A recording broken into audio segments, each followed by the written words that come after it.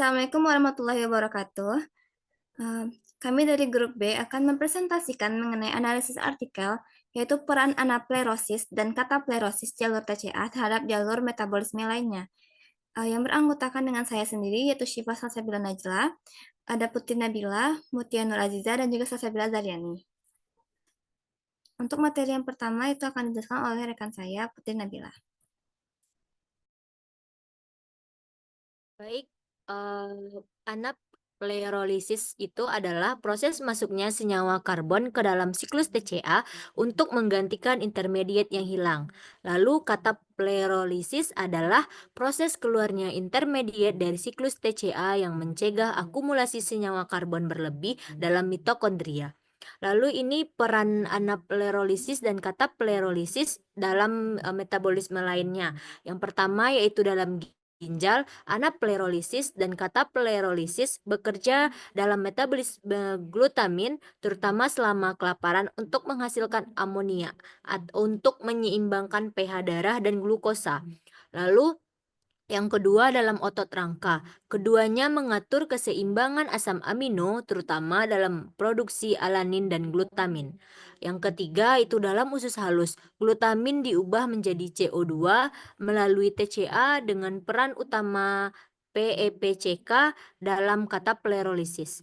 Lalu yang keempat itu dalam jaringan adiposa kataplerolisis mendukung gliserolneogenesis yang berperan dalam sintesis trigliserida dalam selama kondisi puasa. Terima kasih, saya kembalikan kepada moderator. Oke, baik. Untuk materi selanjutnya itu akan dijelaskan oleh Salsabila Zaryani. Baik, selanjutnya skema anaplerolisis dan kataplerosis dalam siklus TCA. Yang pertama itu ada proses anaplerosis, yang mana glutamin menjadi glutamat dengan melepaskan NH3, lalu dari glutamat reversibel menjadi alfa ketoglutarat dengan bantuan enzim histidin prolin arginin.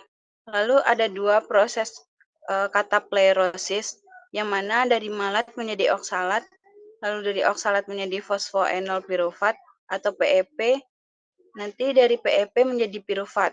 Proses-proses ini terhubung dengan anaplerosis dan kataplerosis bekerja bersama untuk menjaga keseimbangan metabolisme di ginjal, menghasilkan amonia dan glukosa. Oke, materi berikutnya akan saya jelaskan itu mengenai proses anaplerosis dan juga proses kataplerosis. Di sini kita bisa lihat dari siklus ini, piruvat itu nantinya akan masuk ke dalam siklus Krebs dan juga akan menghasilkan asetil-CoA dengan melepaskan CO2. Nah, asetil-CoA ini nantinya akan bergabung dengan OAA atau oksaloasetat untuk membentuk sitrat. Sitrat tersebut nanti akan melepaskan CO2.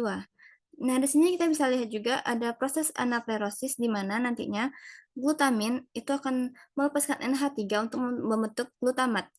Nah, dari glutamat ini nantinya akan dilepaskan juga NH3 untuk membentuk alfa ketoglutarat. Kenapa bisa disebut anaplerosis? Karena proses inilah di mana dia intermediate yang hilang itu akan diambil kembali dan dimasukkan ke dalam siklus Krebs untuk membentuk alfa ketoglutarat. Nah, kemudian nanti itu akan melepaskan CO2 untuk membentuk malat.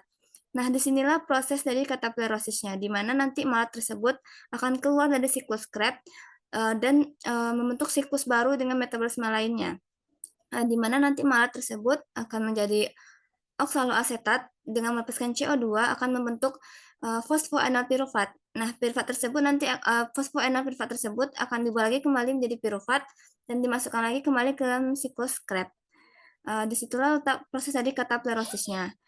Ya, jadi kesimpulannya adalah untuk anaplerosis adalah proses pemasukan dari intermediate ke dalam siklus Krebs, sedangkan proses kataplerosis adalah proses keluarnya intermediate untuk bergabung dengan metabolisme lainnya. Selanjutnya akan dijelaskan oleh rekan saya.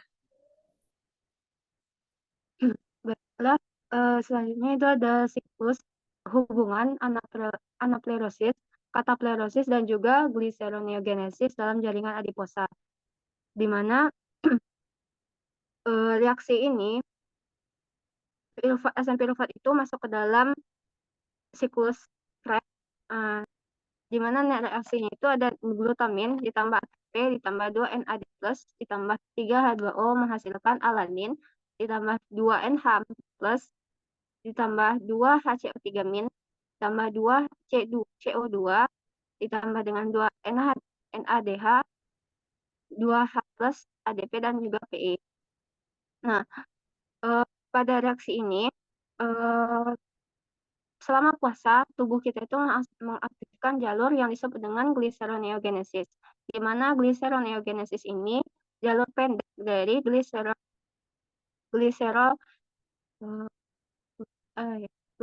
gluconeogenesis.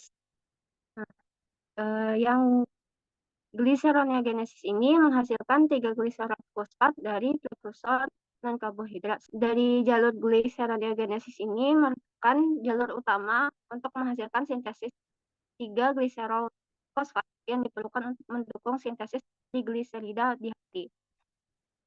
Nah, oleh karena itu gliseroneogenesis ini merupakan jalur yang penting untuk sintesis trigliserida di hati selama puasa.